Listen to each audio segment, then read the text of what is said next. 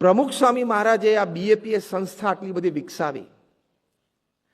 પોતાના જીવનકાળ દરમિયાન એમને લગભગ 1300 જેટલી નાની મોટી સંસ્થાઓ ઊભી કરી. મુખ્ય તો આપણી આ બીએપીએસ સ્વામિનારાયણ સંસ્થા એના નેજા હેઠળ, જે એક લૌકિક શબ્દમાં બોલાય કે કોઈ હોસ્પિટલ ઊભી થાય તેમ થાય કે એક તબીબી સેવાની સંસ્થા ઊભી થઈ, એ દ્રષ્ટિએ વાત કરું છું.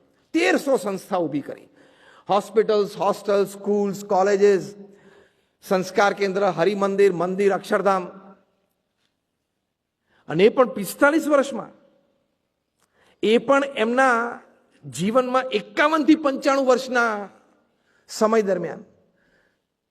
પ્રમુખ સ્વામી મહારાજ એક લૌકિક દ્રષ્ટિએ બોલે તો સ્ટાર્ટેડ હિઝ કરિયર એટ 51, કારણ કે ગુરુપદે આવ્યા ત્યારે એમની ઉંમર 51 વર્ષની હતી.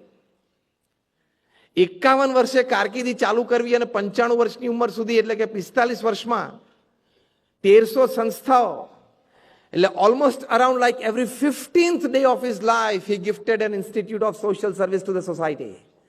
Unimaginable record beyond the ken of human intelligence. દર 15મા દિવસે તમે ઇમેજિન કરો કે એક જમીન પ્રાપ્ત થવી, ચલો કોઈએ ભેટમાં આપી અથવા ખરીદી સંસ્થાએ, એ જમીન છે એ લોકલ ગવર્મેન્ટ બોડીઝમાં લીગલી ક્લિયર થવી. એ દરમિયાન બીએપીએસ સંસ્થામાં સ્વામી બાપા, બોર્ડ ઓફ ટ્રસ્ટીઝ, આપણા સંયોજન સમિતિ એ નક્કી કરે કે આપણે ત્યાં શું કરવું છે. એક નિર્ણય લેવાય ચર્ચાના અંતે. આ બાજુ છે આર્કિટેક્ટ છે, પ્લાન્સ ડિઝાઇન કરે, પ્લાન્સ ઉપર ચર્ચાઓ, મીટિંગ થાય, લોકલ ગવર્મેન્ટ બોડીઝમાં પ્લાન મુકાય અને એ પ્લાન્સ પાસ થવા. BAPS is an NPO, BAPS is a MPO, NPO એટલે કે નોન પ્રોફિટ ઓર્ગેનાઇઝેશન. તો ફંડ્સ છે ચેરિટી રૂપે રેઝ થવા.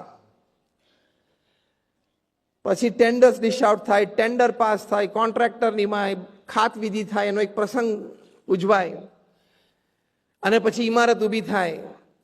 એમાં આપણા 2-5 સ્વયંસેવકો સમર્પિત જોઈએ મળી જવા, બીજો પેઇડ સ્ટાફ મળી જવો, એનો ઉદ્ઘાટન સમારોહ નક્કી થઈ જવો, ઉદ્ઘાટન સમારોહ થઈ જાય અને એ સંસ્થાને સમાજની સેવા મૂકી દેવી.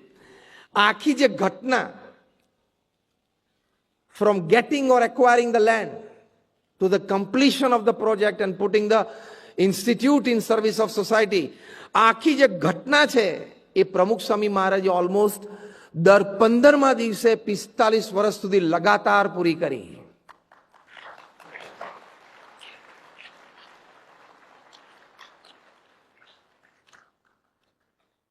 આ વાત એટલા માટે કરું છું તો આટલા મોટા ફલક ઉપર એમણે કાર્ય કર્યું તો એમને પ્રતિકૂળતાઓ, એડવર્સિટીઝ નહીં જોયું હોય?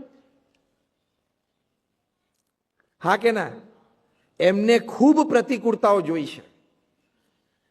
વ્યક્તિઓ તરફથી જોઈ છે, સમાજમાં કોઈ અજ્ઞાત અવસ્થામાં કોઈ ગેરસમજથી વિરોધ કરે, ટીકા કરે, એ પ્રતિકૂળતાઓ પણ એમણે જોઈ છે, અનુભવી છે, ફેસ કરી છે.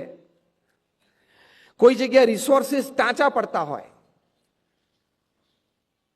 Material resources, man resources, money resources, કોઈ જગ્યાએ સંસાધનો આ બધા ટાંચા પડતા હોય, એ એડવર્સિટીઝ પણ એમણે જોઈ છે. એટલે તો દ્વારકા યાત્રા કરવા ગયેલા.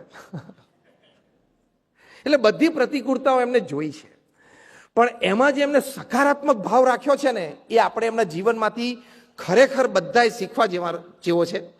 આપણે બધા શીખીએ છીએ અને એ માર્ગે છીએ, પણ ખૂબ એમના જીવનમાંથી શીખવાનું છે.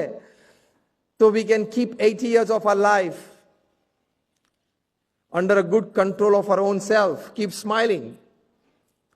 અક્ષરવિવાહ.com એક સંસ્કારી, ધાર્મિક અને સુંદર પાત્ર શોધવા માટેનો ઉત્તમ વિકલ્પ.